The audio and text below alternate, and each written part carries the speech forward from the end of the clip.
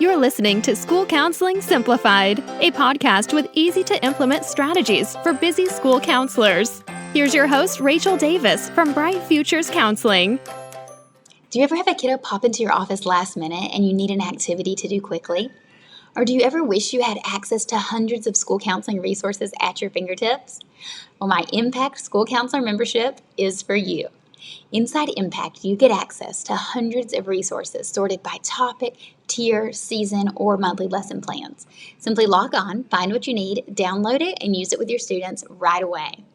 You also get access to our community where you can meet like-minded school counselors to troubleshoot tough cases, get inspired, and collaborate with your colleagues. Not only that, we also know how important it is to stay on top of your professional development. That's why we offer live quarterly trainings on hot topics that you need most. Impact is designed to make your counseling life easier. I know you're super busy. That's why I've made it super simple to access everything you need in one place. This way you can spend your time and energy doing what you love the most, helping kiddos. If you're looking for a one-stop shop for all of your counseling needs so you don't have to worry about searching on different sites, paying for things here and there, you can find everything you need on demand in one place in Impact. Head over to stressfreeschoolcounseling.com/impact to watch a sneak peek video behind the scenes of what all is included in the membership. Again, that's stressfreeschoolcounseling.com/impact to get started today. I can't wait to help you make an impact. Hey there, thank you for listening to another episode of School Counseling Simplified. So today I want to talk to you guys all about how we can support teachers. So this is a topic I want to tackle this month because, as you know, teachers are experiencing burnout like more than ever before, and they could really use our help and support. We know that our students are best served when we are collaborating with their teachers and parents and working together as a team, right? So let's talk about how we can support teachers this month. Now, I want to talk about this specifically in April because April is kind of a crazy month. You're probably getting back from spring break, you're getting into testing season. I feel like you're just like in the thick of it in April. And I know our teachers can be feeling a little overwhelmed. And a lot of times we're seeing more behaviors arise, especially after coming back from a school break. So anyways, I wanted to focus on how we can support teachers during April. Okay, so let's dive in. So first up are through lessons. Now you might be thinking, I'm already doing class lessons. I already have my scheduled class lessons like you suggested. I planned them all out. That's awesome, for real. But what about supplemental lessons that we can provide to teachers? So what I mean by that is you likely already have your monthly lessons planned out. So you're saying, okay, this month I'm doing kindness and I'm going into each class and doing a kindness lesson once a month. But what about surveying teachers and seeing if they need some as-needed lessons? So here's what this could look like. You could have an as-needed lessons request form that teachers are submitting. So they're like, oh, some kiddos in my class are really struggling with tattling. And maybe it's just one second grade class who's struggling with that, but not everybody. So what you can do is you can go in just for that class and do that lesson for them.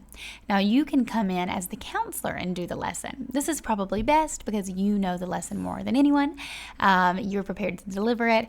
And let's be real, you coming in and doing a class lesson gives the teacher a little bit of a break that they probably need so they can catch up on a couple things. They will thank you immensely.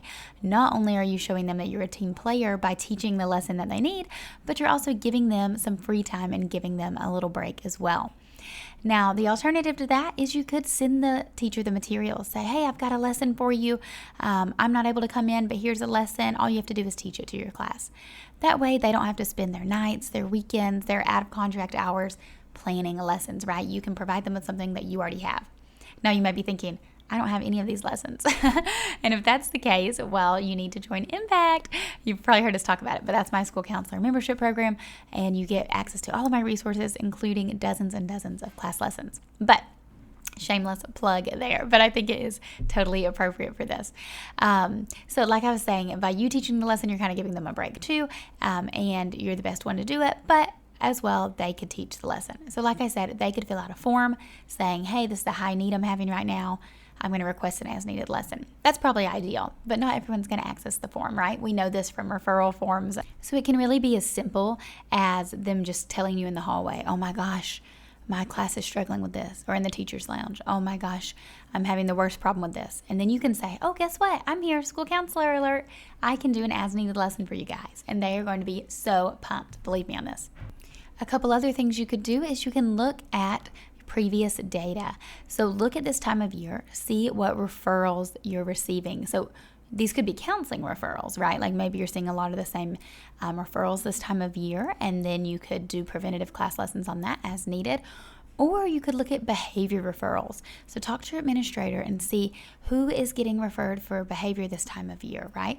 Like, are we seeing a lot of second graders are struggling at recess with anger management?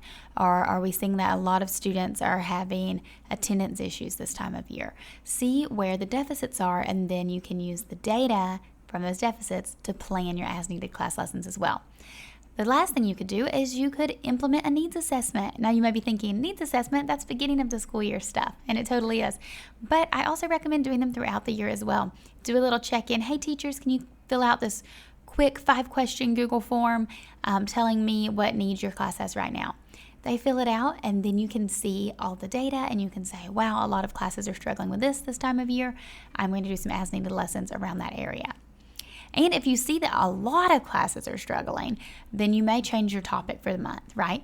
The as-needed lessons are more like 1 or 2 classes, but if you're seeing like, oh, wow, it looks like, the whole school is having this similar need, then maybe you need to just tweak your previously planned class guidance lessons for that month. Okay, another fun bonus idea. Now, this is something I have not personally done, but that I experienced when I was in elementary school. So I had an amazing elementary school counselor. Her name was Mrs. Ebo. I don't know if she's listening. Hi, Miss Ebo. I feel so fortunate that I had an amazing elementary school counselor. And she did this really fun pep rally. Now, I remember this because I got to be one of the cheerleaders. They picked students from the classes. And now looking back, it's kind of funny how they picked the kiddos, because I was very straight A, rule follower, high achieving, kiddo. But I remember one of my classmates, he was one of my little boyfriends at the time too. He was troublemaker, always in the office, always in trouble, such a stereotype for him to be my boyfriend. Anyways, I digress. I was literally 11. We're talking 5th grade here. But he got to do it too. So I'm thinking, I don't know how they selected these students who got to do it, but I thought it was cool that it was across the board.